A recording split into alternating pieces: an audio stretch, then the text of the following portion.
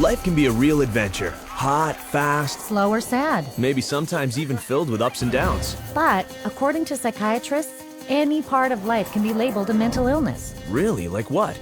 Let's say you're upset after a bad breakup. Well, that could be labeled depression, What if you're nervous before speaking in public? anxiety disorder, Or being really talkative and super active? manic. That sounds a little crazy. It does. But how much does this really happen? Let's go ask. How many people do you know that have been diagnosed with a mental disorder?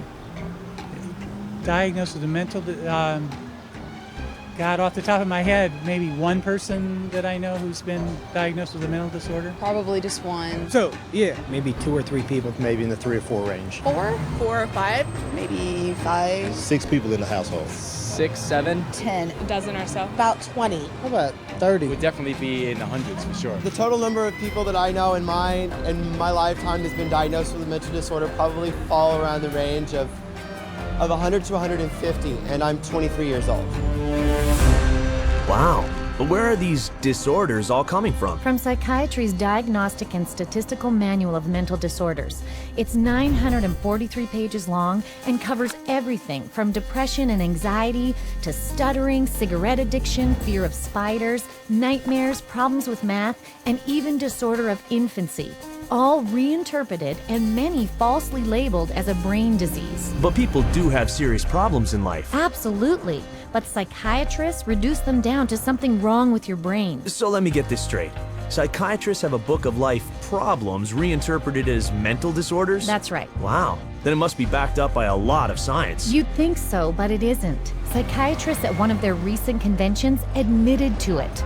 Listen to this. DSM is made up by committees of men who have political opinion, and women too, who have biases and political opinions. And so there isn't nearly as much science in DSM as there ought to be. Like in the previous one, people had a meeting in the bathroom and they decided that something should be in there, and then they would go and propose it to the whole committee. You have this kind of lumping together of several observations, and when you get enough of them in one tent, you got a diagnosis. DSM system is not the real system of the diagnosis. A lot of the disorders that are in there haven't necessarily been rigorously validated. It's just the best tool that we have available, but it is not perfect. It's so useless that if you give me a patient and the DSM, I'll make at least 20 diagnoses on the same patient. You have to take it with a grain of salt anyway. It's actually getting more and more complicated. We're left with diagnosing things on the basis of checklists and questionnaires, which leaves us sort of out of, as you said, the rest of medicine because we don't have a biological test. Amazing. The lack of science in the DSM is actually an open secret. Here's what some professionals have to say about it. The DSM is a sham. It's been described as a house of cards. Why? Because the diagnoses are theoretical.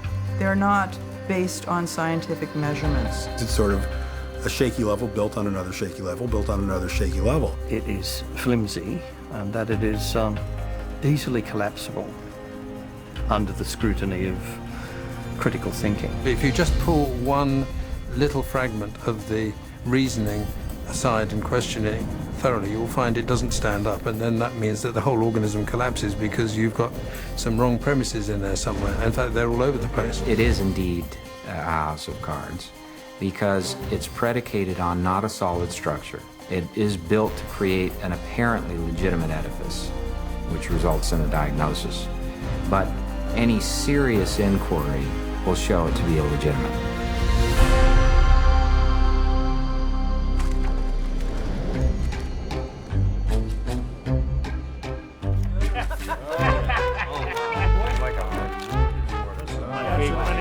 Here, I tell you. With schizophrenia, So, if the DSM is not based on science, what is it based on? Well, it started out as a simple desire for psychiatry and psychology to be accepted by mainstream medicine. We psychologists have always desperately wanted to be accepted as a real science, as a true science. Now, what the early psychologists did was they looked around and they saw what other scientists were doing, and they decided to emulate them. Modern approaches to classifying psychiatric disorders dates from the 19th century. Nearly all the clinical concepts we have today originate from that time. Probably the most important of all was a chap called Emil Kraepelin, who worked first of all in Heidelberg and then in Munich. Never heard of him. Emil Kraepelin is known as the father of psychiatric classification. He was the first person to classify what he thought were biological illnesses in the brain. There was dementia precox, which is now called schizophrenia, manic depressive illness, and paranoid psychosis, all concepts that still exist in the DSM today. That's it? 3 disorders? Yes, only 3, but Kraepelin's system soon became very popular. Listen to this. Kraepelin's system caught on very quickly, not only in the German-speaking world, but also in the English-speaking world, in the United States and Britain.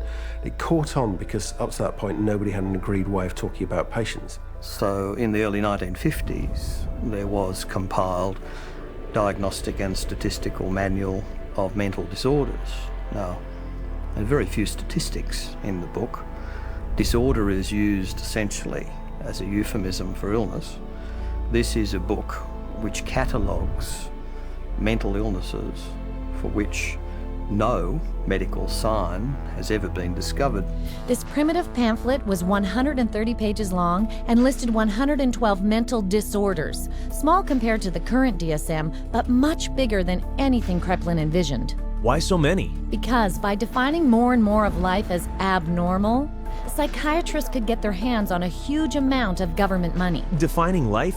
What do you mean? Well, things like holding your breath, biting your nails, thumb sucking, sleepwalking, poor efficiency, even homosexuality. That's ridiculous. They added all those just to have people to treat? And more. Then the second version, DSM-2, came along in 1968 and expanded to 178 disorders, again to grab even more government insurance money. To do this internationally, the DSM-2 was specifically written to align with the International Classification of Disease, the ICD, a book extensively used in Europe and around the world that, apart from psychiatric diagnoses, lists real medical diseases. So that's how psychiatric disorders got accepted by mainstream medicine. It was a start, but the DSM-2 was still not scientific, as it was heavily influenced not by actual clinical testing, but by the theories of Austrian psychologist Sigmund Freud. Then there must have been a lot of neuroses in that book, right? Yep. But there was absolutely no knowledge of what caused them, nor did they even look for a cause. Inclusion of the disorder in the classification does not require that there be knowledge about its etiology. So in other words, to make a diagnosis, you really don't need to bother with cause and effect. You don't need to know what causes the condition. Wait a minute. If the DSM doesn't tell you what causes its mental disorders, how does psychiatrists discover them in the first place? The answer may surprise you. New diseases are being invented all the time, and I want to emphasize the word invented, because when it comes to psychiatry, mental illnesses are not discovered, they're invented. The way the system works in terms of diagnosis is that every few years a group of psychiatrists and psychologists sit around in a room and vote on new diagnoses. This is science? I can't believe it. Don't worry, you're not alone. The diseases are voted on? What do you mean? Did you say, are they voted into existence? Are voted? As in created. Oh, man. I think that's kind of ridiculous. It's crazy that you would vote. I definitely don't agree. I don't agree with it at all. Mental disorders should be based on scientific research. I have been led to believe that it's all based on medicine and science. So I'm kind of shocked to find that out. Me too. There's more. Not only are mental disorders voted into the DSM, but now and then they are also voted out. Take, for example, homosexuality, listed in DSMs 1 and 2 as a mental illness. This is how the editor-in-chief of the DSM-3, Robert Spitzer, explained it. I came up with a definition in 1973 that made it possible to argue that homosexuality was not a mental disorder. On a vote, essentially, at a conference of the American Psychiatric Association, it was removed. Now, did they discover that homosexuality was not a disease through scientific processes? No. It was included for political reasons, and it was removed for political reasons. And the end result is a vote. It's a supposed democracy. So to call it science is a complete fabrication. So the DSM is actually political, not scientific. Right.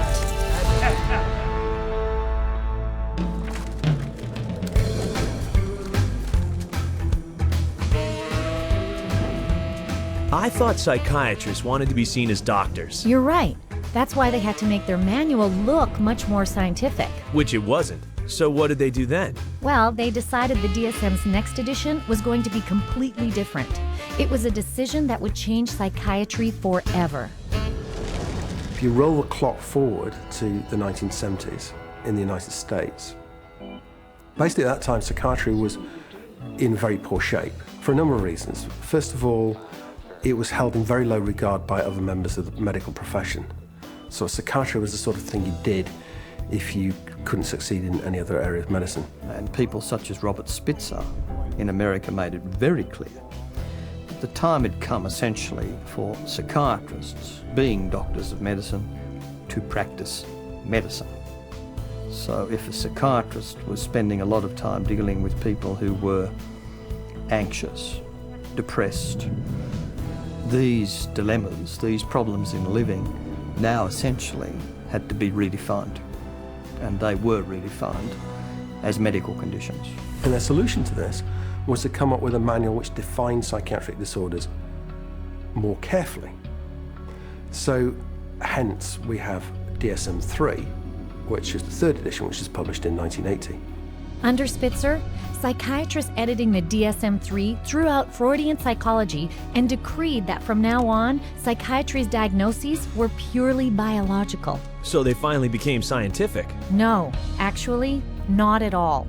In fact, the political bickering over what disorders to put in and what to leave out of the DSM-3 was even more ridiculous.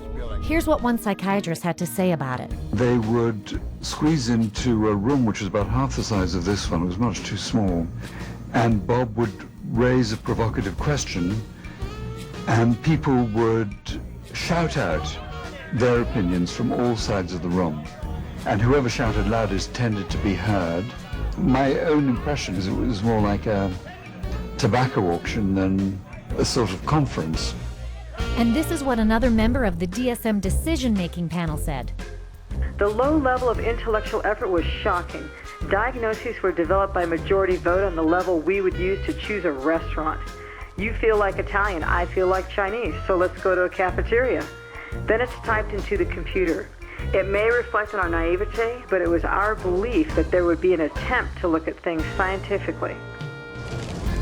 Sounds like they had a diagnostic manual that looked more scientific but had no more science in it than before. Meanwhile, the number of mental disorders in the DSM-3 had ballooned to 259. But to sell the idea that psychiatry was a true medical science, they had to spin it with a really impressive scientific-sounding theory. But with DSM-3 from 1980 on, there was the progressive medicalisation of psychiatry. And the notion of chemical imbalance was invented and essentially took hold. Whoa, chemical what? Chemical imbalance theory. It was first suggested in 1965 to try to explain how depression might be caused by an imbalance of certain brain chemicals. I'd like to hear this. Joseph Schildkraut theorized that because psychiatric drugs alter the levels of some of these chemicals, then mental illness must be caused by too much or too little of them. Isn't that backwards? It sure is. It's a little like saying that because aspirin stops a headache, that headaches are caused by the deficiency of aspirin. I see what you mean. But it was just convincing enough to give psychiatry and the DSM-3 the superficial aura of science. As Robert Spitzer put it, psychiatry felt now, gee, we're more scientific, we're part of medicine. So it worked. Yes, and ever since then, psychiatrists and the pharmaceutical industry have relentlessly promoted this chemical imbalance theory, both to the medical field and the public. If you're one of the millions of people who live with uncontrollable worry, anxiety, and several of these symptoms for 6 months or more, you could be suffering from generalized anxiety disorder, and a chemical imbalance could be to blame. Pristique is thought to work by affecting the levels of two chemicals in the brain. It works to correct chemical imbalances in the brain, which may be related to symptoms of social anxiety disorder. Cymbalta works on serotonin, and norepinephrine. Hundreds of thousands of patients have been prescribed Abilify. Ask your doctor. Ask your doctor. Talk to your doctor. Call your doctor. Ask your doctor about Cymbalta. Prestique is a key in helping to treat my depression. Ask your doctor about Prestique. You come to my office, and I say to you, well, you describe what's going on in your life and your symptoms, and I say, well, it's clear to me that you've got a chemical imbalance, and we're going to write you a prescription for this. The truth of the matter is, there's no such thing as a chemical imbalance. There's no test out there that they can depend on that tells you you have a chemical imbalance. There's actually, in fact, dozens of studies showing that there isn't any measurable imbalance. So psychiatrists will explain to patients all the time, this is just like diabetes. In diabetes, you have low insulin, we have to readjust the insulin level. In depression, you have low serotonin, we have to readjust the serotonin level. But actually, we have already proven that there's nothing wrong with serotonin levels. It's completely a myth, disproven by our own evidence. I had a psychiatrist. He said that, in his professional opinion, this child had ADHD, a chemical imbalance of the brain. And when he was questioned on the witness stand as an expert witness for the state, he was asked if they had done an MRI. He said no. He was questioned if they had done a CAT scan. He said no. He was asked if they had done any bodily fluid check known to medical science to prove that this child had a chemical imbalance of the brain. He says no. And when he was asked how he arrived at this ADHD diagnosis, a chemical imbalance of the brain, it came down to that he had counseled and observed this child for 2 hours, and half of the time was observing. How do you arrive at a diagnosis of a chemical imbalance of the brain by talking to a child and observing them for 2 hours? You don't, okay? It's pure guesswork. Wow, is this for real? See for yourself. Here's what happened when a person with a hidden camera went to several different psychiatrists asking to be tested for a mental illness. Are there any scientific tests? Not that I'm prepared to do this time. So you getting that I have adjustment, what is it? Adjustment disorder is mixed emotional thinking. It just means situational stress. Right, it's a formal diagnosis. But I'm saying, just where do you get that from? I take you at face value. In terms of diagnosis, there's no way that I can x-ray or project or allow. So it's very hard to have anything to measure. Because whatever's going wrong, it's happening in there, and we just can't go in and open up somebody's skull and scoop something out to measure. Right now, we don't have an x-ray or blood test. That doesn't mean that the diagnosis is not correct. The diagnosis is for insurance, and I'm not really trying to think too much in terms of diagnosis. I don't really see that as my main job here, to make a diagnosis, except to give something to the insurance that's reasonably accurate. But we don't even really know what's going wrong in the brain. So all the things that we found were found by accident. I'm stunned. Psychiatric diagnosis is based purely on individual opinion. No matter what they do, they're wrong. Britain's BBC even did a show on this where 10 volunteers, 5 considered normal, and 5 previously diagnosed as mentally ill, were observed by 3 well-known mental health experts, who were then asked to determine who was who. Oh boy. Watch this. We think that it's likely that you've had a history of bipolar disorder. Is that correct? You're wrong. Okay. We've come to the conclusion that at some time you've been diagnosed with a mood disorder. You're wrong. We were wondering whether at some point in your life maybe that you had suffered from a significant psychiatric problem of some kind or other. No. Not at all? You are wrong. All right, okay. 3 wrong diagnoses in a row. After a whole week of observation, the panel have identified just 2 out of 5 disorders. So much for science. You got that right.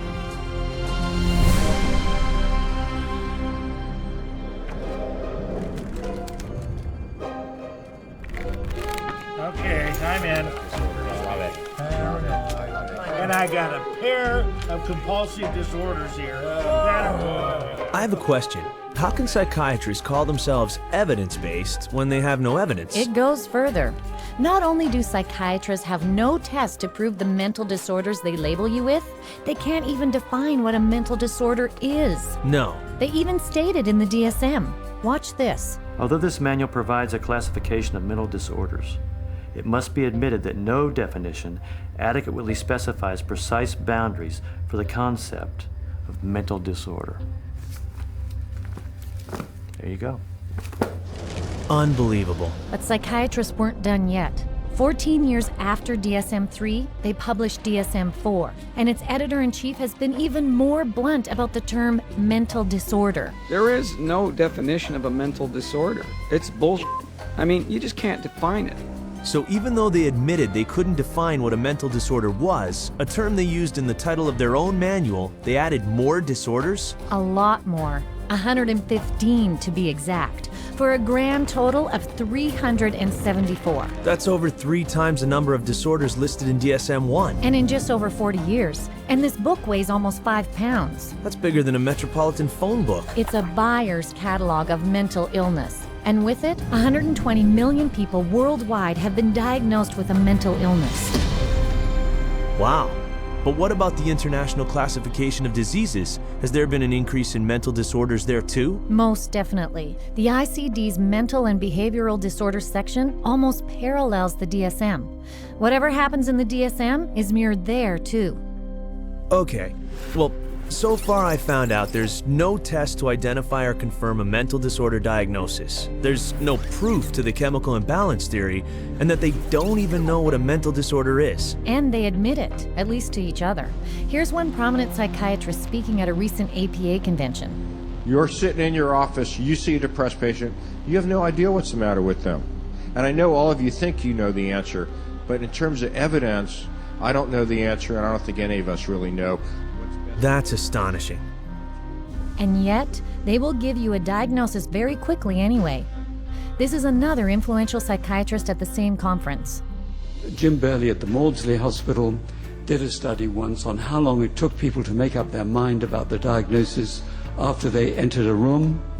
And it was about, how many, David? It was 2 seconds? It was a couple of minutes. It was very... A couple of minutes? Yep. Of course, even the then president-elect of the American Psychiatric Association is on record for saying the DSM is pretty much a joke. Well, what does D stand for? I used to think it is diagnostic, but over the last few years realized it is more like a dartboard. Dartboard? Are psychiatrists telling their patients any of this? No. In fact, psychiatrists act like they know what they're talking about while keeping the public in the dark. I was sent to a psychiatrist who saw me again for maybe about 15 minutes, talked to me how I was doing at 7 years old, and I left with a prescription for Ritalin. Probably within the first 15 minutes, he diagnosed me with having an anxiety disorder and put me on prescription medication. The amount of time it took for the diagnosis was, I'd say, probably within 10 minutes I was diagnosed with anxiety, with depression, within 10 minutes of speaking to the psychiatrist, and I was put on those drugs immediately. I received numerous different diagnoses from different doctors, and each one gave me a different drug. I didn't have to undergo any tests. I didn't even have to sit there and I didn't have to ask any questions. It was just, that's what you've got, and this is the drug. They really didn't talk to me. They were always talking and questioning my mother. It was all about getting the information from her and not from me. It doesn't make sense to me. I researched it, I done my research, and I still can't fully understand how you can diagnose somebody with a short attention span. There was never an explanation. Nobody really knew what it was or why it was caused or how did you get it, why did anybody have it, and what could anybody do about it? Just here, have some medicine and go away. And I was put on, a horse's dose of an antidepressant called Effexor, 450 milligrams a day. They say if you're on 300, you're comatose. It wasn't always Ritalin. It went from Ritalin to like Wellbutrin to Concerta to Adderall, I remember asking these doctors, is there any other way we can do this? Is there any other therapy? Is there something we can do that won't make me feel so badly, that won't give me all these side effects and just horrible sensations through my body 24 hours a day? Is there something else I can do that might be not having to do with medications? Doctor said, no. See, what you have is very complex. You have a chemical imbalance in your brain that the only thing that can correct it is medication. Wow. Lots of diagnoses, but all you seem to get is meds. Right. Today, a psychiatric diagnosis really means a psychiatric drug. The whole question then becomes, okay, if we apply these labels, what next? And the what next tends to be, you get a prescription. And the prescription is for a drug that doesn't work very well and is toxic. It's like a 1-2 punch. The number one of the 1-2 punch is the diagnostic manual. You've got all these disorders to choose from. The two is the treatment. So you've got the diagnostic manual in place, you've got a machinery in place, and then you've got this treatment that is there for the taking. For everything you can think of that might seem to be odd behavior, the psychiatry field has a name for it. And then for every name of every diagnosis you have, there's going to be pharmacology behind it, and they have a pill for it. Let me fan it out and pick a card, and there you go. Here's your label, and there's the drug that we'll give you to go along with that label. 98%, maybe 99% of people will get a diagnosis that justifies the use of a medication and also a follow-up appointment. Because remember, the business of medicine, the business of psychiatry, is seeing patients. And the psychiatrist that tells a patient they don't have a problem and there's no medicine for that problem doesn't have a very busy practice. And that's sort of the purpose of the DSM-345, to provide a diagnosis that can be given a drug for that patient. It's a quick buck. You don't need to do a physical exam.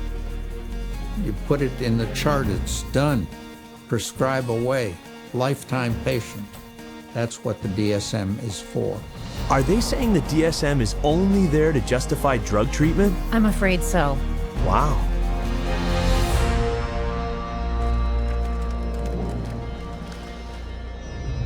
I love all these drugs out here. I mean, it's just... So if psychiatry's primary treatment is drugging, there must be a lot of drug prescribing out there. Absolutely. Did you know over 600 million scripts are written for psychiatric medications every year? Whew. But what about the patients who don't want drugs? Actually, the DSM has a category for that, too. It says V15.81, non-compliance with treatment. Now, this category can be used when the focus of clinical attention is non-compliance with an important aspect of treatment for a mental disorder or a general medical condition. If you refuse treatment, then you probably are mentally ill, ipso facto, by that fact alone. So if you don't do what a psychiatrist tells you to do, that's a mental disorder? That's right. That's downright scary. So why wouldn't they follow the treatment? Because the drug psychiatrists prescribe can cause some very strong and severe physical reactions. You mean side effects? Well, not exactly. Drugs really don't have side effects. Drugs only have effects, and we arbitrarily differentiate those effects of the drug that we like, and we say these are the effects of the drug. And those that we don't like, those are the side effects. It's akin to saying that a bomb that comes down on a building kills people and destroys the building, and the military general says, oh, killing of the people is really a side effect. No, you cannot separate out the destroying of the building and the killing of the people. And so, these are not side effects, these are direct effects of the drug creating disaster. People think antidepressants are going to make them happy, but it's not what they do. They numb them down, and then in themselves there's a withdrawal state from the antidepressants. They just become like robots, some of them. They're not actually able to experience the whole variety and range of human feelings and emotions and work with them and express with them and share them with others. Because once you sort of put somebody on a heavy dose psychotic drug, I mean, you're just dehumanizing them. These are very potent, very toxic medicines, cause on themselves diabetes, high cholesterol, cause what's called a metabolic syndrome, truncal obesity, premature hardening of the arteries. They affect the heart and the lungs and the kidneys, and you never know exactly what to expect. Most psychotropic drugs lead to massive weight gain. Some of them, like olanzapine, for example, can lead to weight gains of 25, 30, even 40 kilos in a year or two. And that is serious. One of the side effects is it affects your sexual performance abilities. In people who are on a lot of medication, they're just totally unable to detoxify through their liver, and then other functions of the body shut down one by one. These drugs have on their labels may increase risk of suicide and homicide in people who take them, just like a carton of cigarettes tests to say may be hazardous to your health. And there's cases where many people who commit suicide or commit acts of violence are on these medications, which definitely has this type of side effect. You look at the side effect profile is identical to what they're trying to treat, and in some cases worse, and especially in the instance of suicide, then you can see that it's an extremely treacherous area with very, very little actual science behind it. Are you kidding me? These are dangerous drugs. Yes, and there have been thousands, maybe even millions of victims who came to psychiatry for help, but were given drugs that ultimately destroyed them. People such as Candace, on Zoloft because she was nervous before tests. Stephen committed suicide 19 days after being placed on Prozac. Julie, planning for college, hanged herself after only 7 days on Zoloft. Matthew, 13 when he hanged himself. Matt, a 21-year-old on a mix of psychiatric drugs. Caitlin, on Zoloft and Trazodone. Beth, put on Paxil for sleeping problems. Matthew, after starting Lexapro. Charles, on Clozaril. Caitlin, a 12-year-old. Megan, Aaron. Wait. This is insane.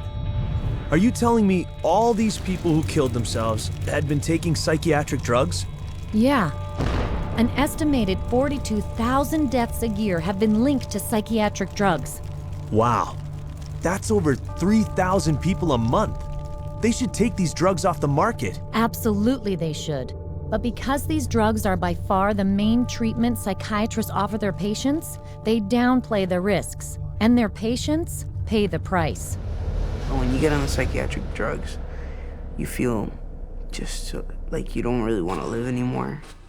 Like, just depressed all the time, and you feel sad. You don't feel like you're in your own skin. It almost feels like you just want to come out of your skin all the time. Get really bad headaches, I'd start shaking, I wouldn't sleep very well, I'd have nightmares. I had started shaking really bad, and it was like uncontrollable, you know?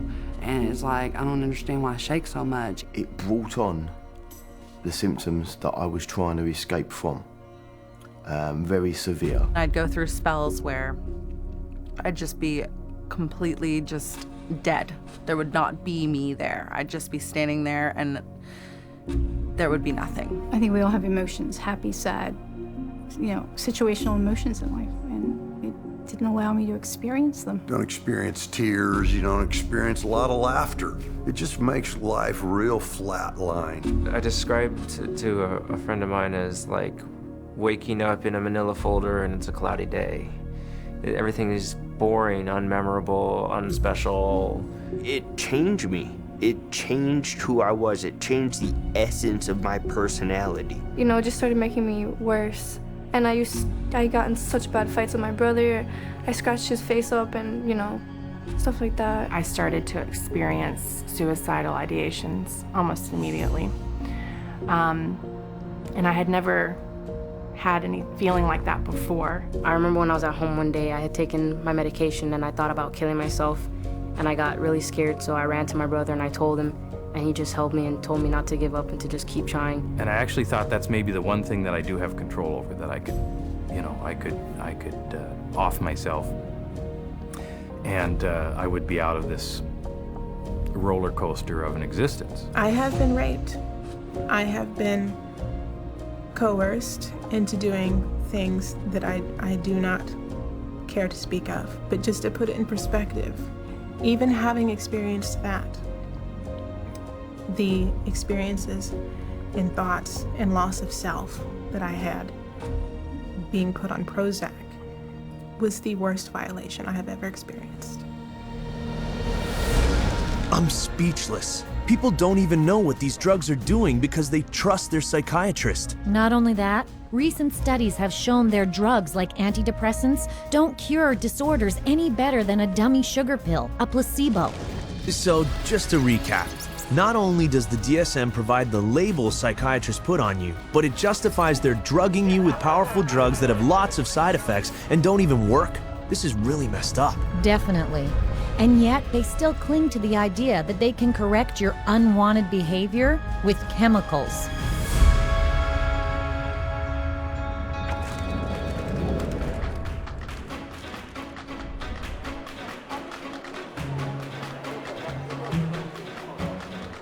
Naturally, psychiatry appeals to the pharmaceutical industry, since now they can market and sell drugs for each disorder named in the DSM. I know those marketing campaigns, they're everywhere. Yes, but if you'll notice, they're also marketing the disorder. Drug companies advertise DSM disorders in print, on television, and the internet, urging them to talk to their doctor. They put their paid experts on talk shows to talk about the latest mental illness epidemics. They plant newspaper articles about them and even hire psychiatrists to conduct studies and write papers to give the disorder the air of science. Because if people think they have the disorder, they'll ask for the drug. Exactly. The pharmaceutical industry markets disorders. Because if you can market a disorder, then you've got something to sell your product to treat. So people suddenly come to think of things they previously didn't regard as a disease state as a disease, go to the doctor, see the psychiatrist then prescribes the drug that the drug companies have received FDA approval for, and everyone is happy except for the patient. They're all working together, the psychiatrists, the pharmaceuticals, and one feeds the other. So again, job security for the pharmaceuticals and also job security for the psychiatrists. And it's not just drug companies pushing these diseases. One psychiatrist, Joseph Biederman, created and popularized a disorder called pediatric bipolar. He actually said it can begin from the moment the child opens his eyes. Bipolar, as in mood swings? For children? Unfortunately, yes. In just 9 years, Dr. Biederman fueled a 40-fold boom in the number of children labeled with bipolar, most of whom were prescribed powerful antipsychotic drugs meant only for the most seriously mentally ill. I had no idea. The psychiatrist editing the DSM-4 admitted the DSM's part in creating the child bipolar fad. Well, we learned some very, very painful lessons in doing DSM-4. But inadvertently, I think we helped to trigger 3 false epidemics. One for the childhood diagnosis of bipolar disorder. Too late now, isn't it? For many kids, yes. And since psychiatrists claim that mental disorders like bipolar can't be cured, psychiatrists and drug companies have made customers for life. So it's a natural partnership. Absolutely. Drug companies provide tons of research money to psychiatrists, who then come up with even more diagnoses to treat with psychiatric drugs. Drug companies have become increasingly dependent on mental illness diagnoses in order to maintain their profit margins. And psychiatrists and increasingly clinical psychologists are more than happy to manufacture mental illness in order to make that happen. Hence, the increase in size of the Diagnostic and Statistical Manual of Mental Disorders. The strategy is how many people we can diagnose with a particular label that would be broad enough to include a ton of people in it. And the mentality behind that is the sale of the pharmaceutical drug, which eventually becomes the treatment. These drug companies are making a lot of money, and they're spilling that money and sending that money to people that will help support their cause. So it's not a surprise at all that they have infiltrated so many of the committees within the DSM and so much of our own medical education. Wait a minute. The drug companies have infiltrated the committees of psychiatrists deciding on what disorder to list in the next DSM? On DSM-4, 56% of the committee members had personal financial ties to pharmaceutical companies. the very industry that stood to gain from the 115 extra diagnosable mental illnesses that were voted in. So of course you see more diagnoses that will be treated with drugs. And way more symptoms listed for each one. The whole world is being made crazy, really. And we have these proliferation of categories which have become more and more encompassing, encroaching in ordinary everyday life. There isn't a human being on the planet who doesn't have at some point, if not several points, in a day or a week, distress. It's part of being human. But to say that because you have this distress, that you now are diseased? If you take a god man in India who wanders around with a shawl and meditates for 17 hours a day, drinks rainwater and engages in some kind of spiritual or religious discipline or practice where he might roll on the ground for 100 miles to a holy place, people there don't persecute those individuals. They accept them as people engaged in religious practices. But here, if you took those same individuals in India and you had them walk across a campus in America, they would immediately be arrested and put into a psychiatric facility because they're manifesting psychosis. This varies by culture. What do we want to straitjacket everybody? Is everyone going to be the same? What about people that do have a little bit odd behavior? Is a little odd behavior bad or dangerous? It's just different. You want this thing to cover, all manner of aberrant human behavior. So if you can cover every bit of it, then you're going to have the best chance possible to a billable unit of service. And by the way, just in case you don't fit into any of their categories, there's one more they can stick you with. Naturally. This is number 301.9. 312.9. 292.9. Bipolar disorder, not otherwise specified. Gender identity disorder, not otherwise specified. Disorder of infancy, childhood, or adolescence, not otherwise not specified. Otherwise specified. Not otherwise specified. What the hell does that say? They don't know. It's kind of like a catch-all. It's the garbage can for the leftovers. There's even a box for people that don't fit in the other boxes. To me, it's insane. This is like rubbish to me. This is scary to me. This is hackery, quackery, dockery. That's pretty bad science if your categories are so weak that you need a miscellaneous category to pick up all the loose ends. Yeah, like ADHD, not otherwise specified, eating disorder, not otherwise specified, mood disorders, not otherwise specified. You can always use the NOS, the not otherwise specified diagnosis, and that's a billable service. Not otherwise specified means that you're sort of at sea to some extent on the exact diagnosis, meaning it doesn't fit into any of the categories you've established. Unspecified mental disorder. You see, that's considered a disorder. Having nothing wrong with you is now a disorder. That's what this says. Can you believe it? No, I can't believe it. There's a category called unspecified mental disorder, as in, we're not describing it for you. That's a mental illness too? It gets crazier.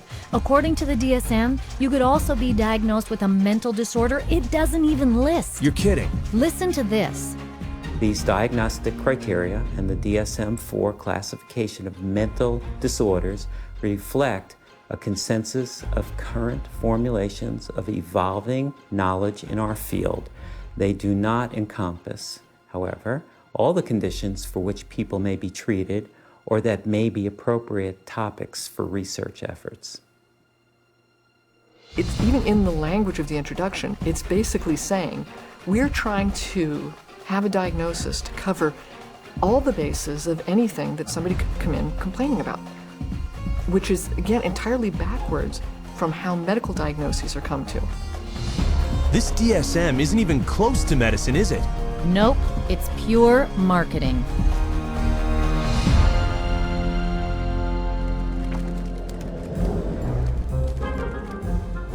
God bless the insurance company. You get these multiple personalities on insurance companies. That's boring. Insurance billing, that's the big money right there. Something still bugs me.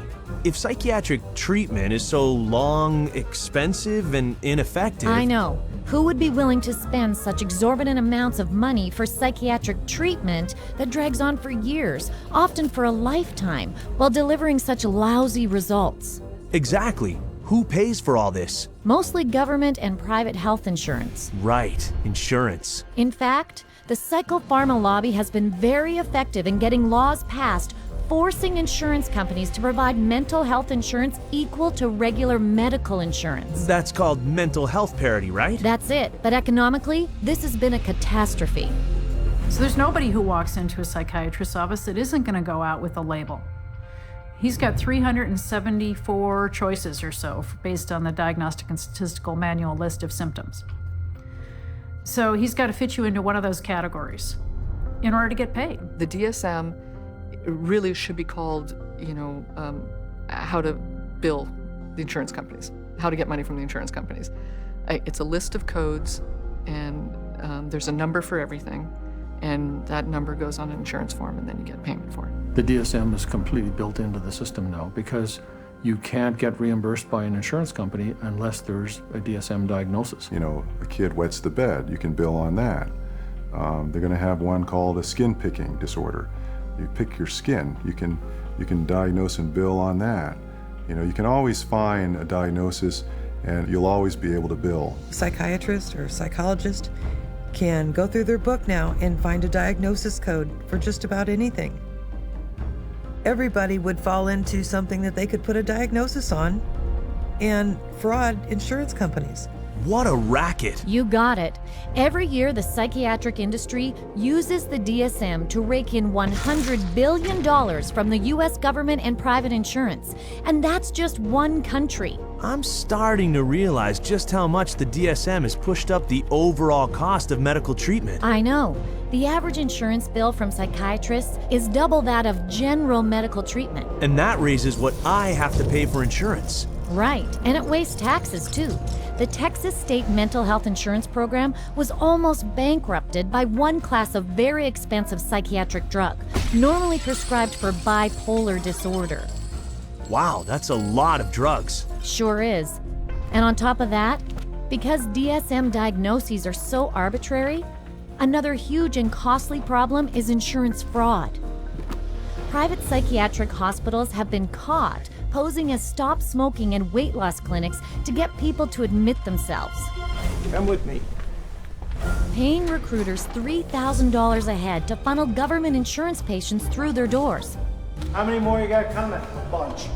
And holding patients inside as long as possible until their insurance coverage runs out. And all this is for the insurance money? Right. And once patients are enrolled, any diagnosis can be pulled out of the DSM to justify treatment. Check out this hidden camera footage from someone posing as a psychiatric hospital worker. I'll say patient display. That's how my opening is always a classic. Patient display. He's sort of, what do you think? You think he's, I thought, I've interacted with him a lot, and I thought he's always appropriate. He's always... But under behavior, what's some good words in here? He's not negative. He's sort of intrusive a little bit. He's not really.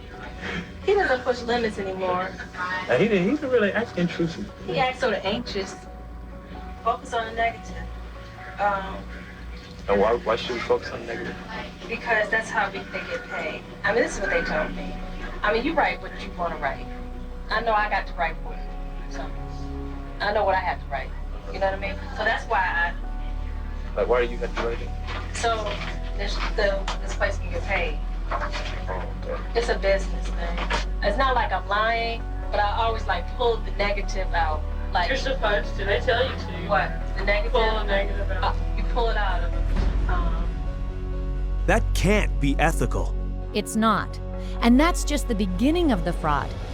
Psychiatric providers have also been caught billing insurance companies for having them listen to music, watch television, or play bingo, charging for wake-up calls, theater tickets, or trips overseas, or for claiming to treat people who are in jail, in a coma, or even dead. No. Some psychiatrists have even been busted for having sex with their patients and billing it as therapy. That's sickening. As one insurance fraud director said, the extent of the fraud is limited only by the imagination. I had no idea. Not many do.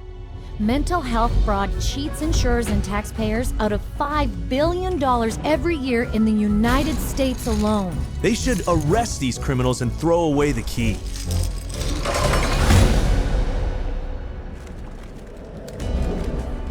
It's the Diagnostic and Statistical Manual of Mental Disorders, the third edition. Did I mention that psychiatry has also been very successful in using the DSM to infiltrate our court system? The courts, too? Yep. The clinical diagnosis of a DSM-4 mental disorder is not sufficient to establish the existence for legal purposes of a mental disorder.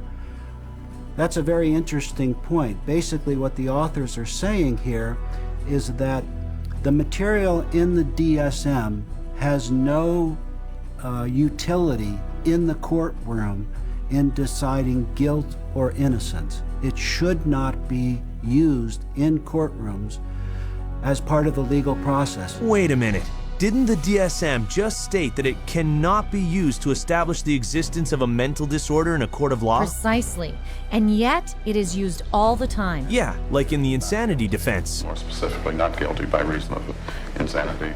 How about custody battles, civil commitments, probate court? She doesn't currently suffer from any type of mental illness that would make her a danger. I've read about psychiatrists appearing in court on opposite sides, each using the DSM to bolster his case, yet each accepted by the court as an expert witness. There was no evidence, as far as I could see, for psychosis or delusions. Because he's suffering from narcissistic personality disorder and a delusional disorder, a complete contradiction. It hasn't always been this way. In the beginning of the 20th century, a psychiatrist in a courtroom would be laughed out of the courtroom by and large. Today, it's commonly accepted testimony as long as it's in accord with the DSM. The danger in using the DSM in a court setting is that you're using a vocabulary that the judge or the jury doesn't fully understand. They are, by concocting these psychobabble words, it makes it seem like there's something there that may not be there. The courts have allowed all this junk science to come into the courts, and they've made case law on it. And once the case law is made, we're stuck with it until it gets overridden. They come in with tests, they come in with their diagnostic categories from the DSM, and they say, we've done tests, we've determined that this person has this numbered malady, and therefore they do. And there's almost no way to pry a judge out of accepting that. When a psychiatrist makes a diagnosis in court, is that the person is sent to a mental institution, deprived of liberty, and we have no idea whether he's guilty or not. On the basis of DSM diagnoses, someone is involuntarily committed to a psychiatric institution every 40 seconds. That's just so wrong. And anyone, anytime, can lose everything because of the opinion of a psychiatrist. Listen to this. I went to a stop smoking course at Vanderbilt. And the doctor, the lady that ran the program said that she goes, you need to be, we need to get you on a stop smoking medication. So she prescribed me Zyban. Well, after the fact, I find out that Zyban is nothing but this really powerful antidepressant called Wellbutrin.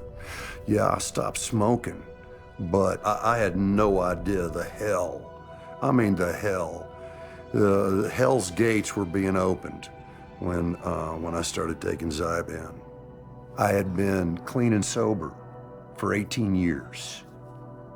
You know, just never considered that. But something about that, I started experiencing the craving to drink again, and my life fell apart. Divorce, relapse. So then a sibling of mine got wind of my relapse, wanted to gain control of my pocketbook and my life, and found the dirtiest lawyer in town who knew, you know, one of the dirty psychiatrists, and bought and paid for an evaluation, had a hearing in a court before I was ever served notice. And the next thing I know, every right that a human being can possibly have was taken from me. And you have less rights as a conserved person than you do as a criminal. I mean, you are stripped of every right. You can't enter into a contract. You cannot marry. You cannot sue.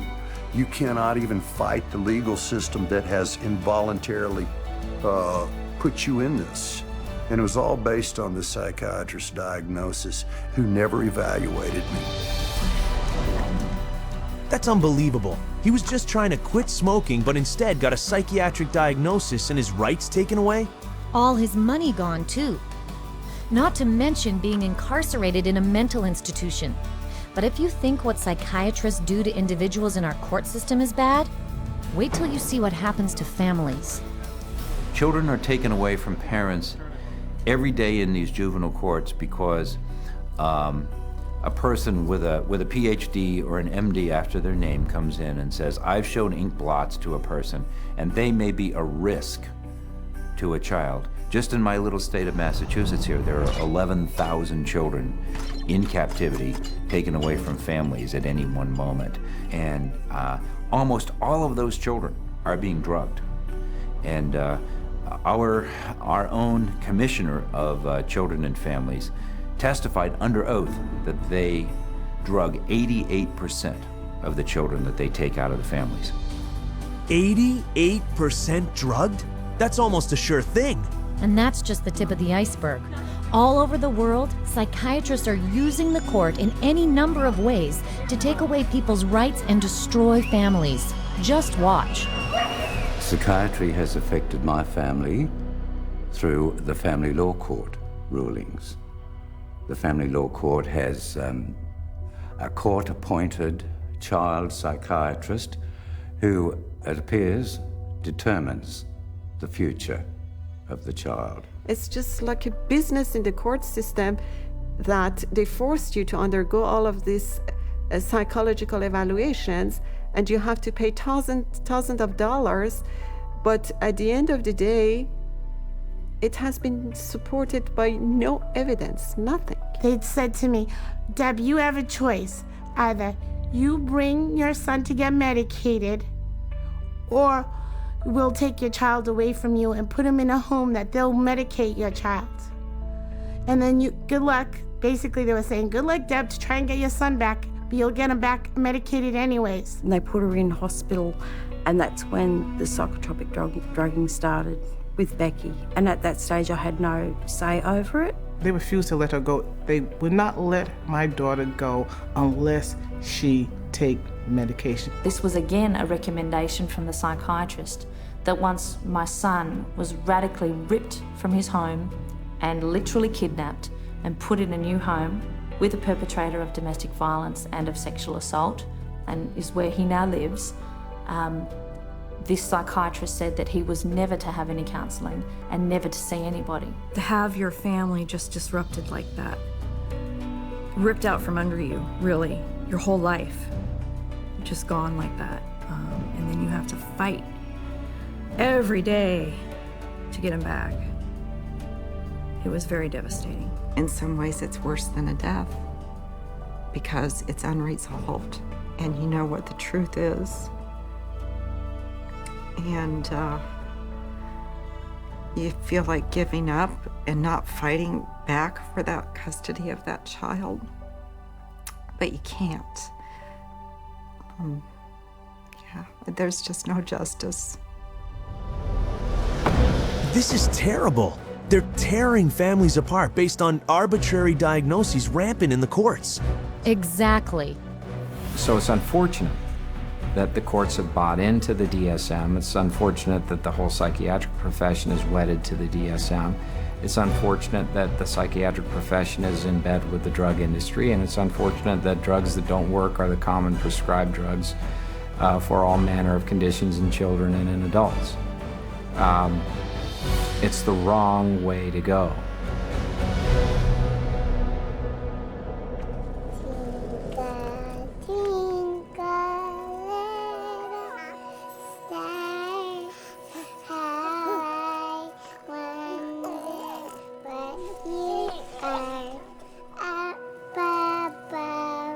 Oh no, not them too. Unfortunately, yes. Children are now a huge target market for psychiatry.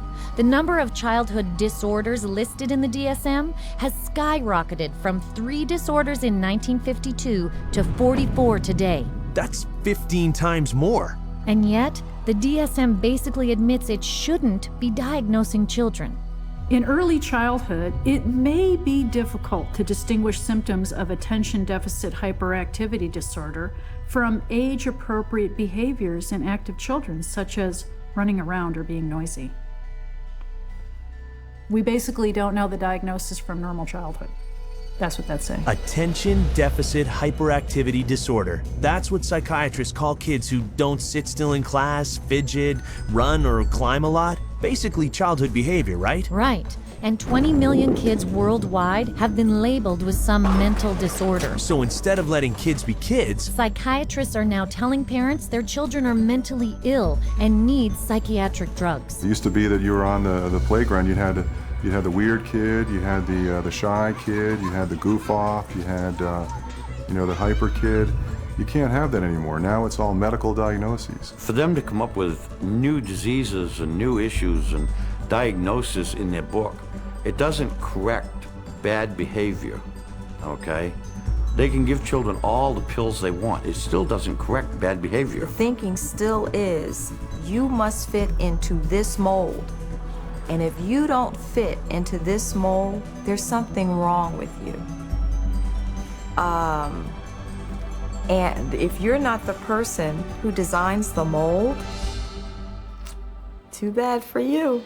A child is labeled and then they're brought to professionals who are trained a very particular way. They're all being trained that if the child fits into this category, then we should consider putting them on Ritalin because that's what they do. That is the protocol. The way the Ritalin will be marketed to the parents is that they will say, this is a drug to calm your child down. What they won't say is that methylphenidate is a form of speed. It's a form of amphetamine, and what we're actually doing is overdosing your child on speed. It's a stimulant. So naturally it's going to increase heart rate, increase blood pressure, and you put a kid out on a football field on a hot summer day, and his risk of having a cardiac event of some sort has just gone up. You know, I heard that stimulants given to kids diagnosed with attention problems are chemically very similar to cocaine. Yeah, and they have such a high potential for abuse, they're listed by the US government in the same category as morphine, opium, and methamphetamine. So who are psychiatrists gonna drug next? Babies? Exactly. They're using what they call Diagnostic Classification 0 to 3, or DC 0 to 3. It's like a mini DSM for babies and toddlers. Listen to this. We already targeted our school children with ADHD and bipolar. That's already done. That was done 20 years ago. And we're moving younger with DC-03 to the 0 to 3 age group, where they're trying to make popular the idea that it's okay to medicate 0 to 3-year-olds. The idea of a program to determine whether a child from birth to the age of 3 has a mental illness is so preposterous, so absolutely insane, that it's simply an additional part of the insanity that is now extant throughout this country. I cannot think of a program that is more insane than that. How are they going to diagnose a 1-year-old or an infant with a psychological disorder? How do they know? You almost have to ask ourselves, if our societies become sick, what are we doing to our fetuses, our infants, our children, that would make us need to have psychiatric medications? We're rolling dice with life. We're rolling dice with our children who can't even discuss it with anybody. They have no control. They are the helpless victims, and the ones who are supposed to protect them and care aren't armed with the facts. If parents knew all this, they'd be furious. You bet they would. But watch out, because the DSM also says you could catch a psychiatric disease from your children. You can't be serious. It's in the DSM.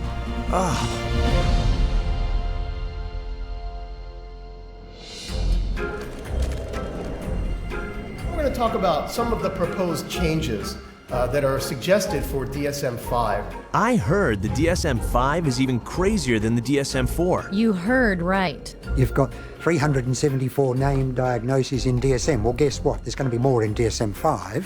Why do we all of a sudden need a fifth DSM-5? Psychiatry wanted to broaden the horizons of mental health problems, of disorders. They wanted to stretch the disorders so it would encompass more. And to do that, they're going to add more diagnoses. We need more diagnoses like we need a hole in the head, really. They're not serving a purpose for mankind, all these diagnoses. They're almost laughable, some of the diagnoses. Laughable? Really? Well, they're talking about hoarding disorder if you don't throw enough things away. Persistent difficulty discarding or parting with personal possessions. Binge eating disorder if you overeat too often. Recurrent episodes of binge eating. Oh, and there's skin picking disorder. So it's recurrent skin picking resulting in skin lesions. Those are mental disorders?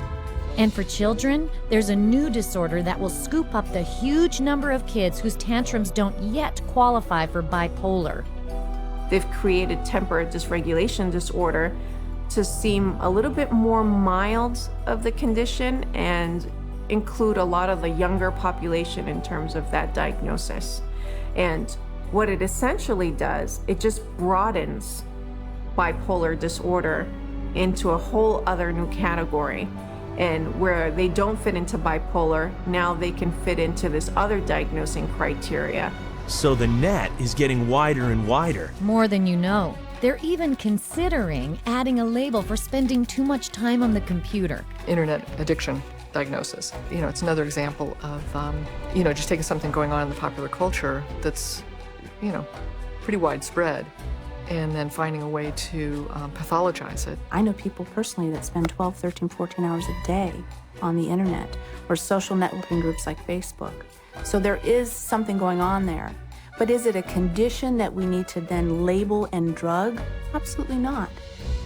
That is laughable. Yeah, until you consider that in China, the government has already set up psychiatric clinics that treat teenagers for, quote, problematic computer use, sometimes using electroshock to cure them. No. And if you think that's bad, there's one more proposed inclusion into the next DSM that is truly chilling. It gets worse? This one takes the diagnosis of mental illness a major step further. Psychosis risk syndrome, known more recently by the convoluted title of attenuated psychotic symptom syndrome. That's a mouthful. What does that mean? A really scary thing that's coming on the horizon is to come up with a whole bunch of diagnoses in there that are looking at people who currently are mentally well-adjusted but have a risk of developing a mental illness in the future. They're still thinking they can define well before the symptoms develop the risk of a person developing a major mental disorder without any biochemical, biological, or genetic test or any physical test whatsoever. They don't know the cause of a mental illness. They can't treat it, they can't cure it. So how can they launch a preventative campaign for mental illness? It just logically, it falters. Wait a second. Do psychiatrists really think they can predict a disorder sometime in the future? Let's hear it from them. How can psychiatrists know if you're going to have a mental disorder in the future? Again, that we don't know categorically who will develop psychiatric illness in the future. It's really hard to say, actually. I don't know if you could 100% predict for anybody. You can't forecast if one will develop a psychiatric disorder. Maybe not, or maybe yes. It's hard to predict. It's hard to predict. There's no way to predict that. Well, I don't think that nobody knows that. There's no way to tell. Nobody knows? I don't think anyone can know what's going to happen in the future. They obviously have no clue. Yeah, but despite this, they're already proposing to screen kids for future mental illness. So they can treat them now. You bet. I would hate to see us go into the type of society where people are locked up for what they may do in the future, rather than what they actually have done. Identifying people who are pre-psychotic would be a huge industry. Wow, that's truly terrifying. And the crazy part is, psychiatrists are still moving forward on DSM-5 when some of their most influential openly admit it's completely worthless. Any comment on DSM-5? It's of no use to us in the rest of the world. You know? Even the psychiatrist in charge of the U.S. National Institute of Mental Health is less than enthusiastic about it. I don't do DSM. I'm not involved. So, and that maybe tells you more than anything. NIMH is not involved with DSM. So the top guy at the biggest government psychiatric organization in the world wants nothing to do with the DSM? That's what it looks like. It's a total sham. The Diagnostic and Statistical Manual is effectively the story that is being wrapped up in statistics and numbers and categories, that when medicine tosses, doesn't fit any of our categories over to psychiatry, psychiatry says we'll find a category, and if we don't, DSM-5 or 6 or 7 will. I think in 2016 we'll be looking at DSM-6, and there will be 1,425 diagnoses, and I'll have 900 of them. That is crazy. Yeah, but all of it is designed to fit more and more people under psychiatry's diagnostic umbrella. So they can cash in on even more normal behavior. There you go.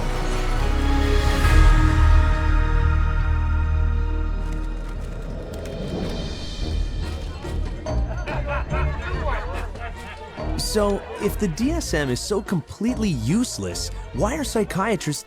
Oh, gotcha. It's all about money, isn't it? With psychiatry, it's always about money. And it all starts with the DSM.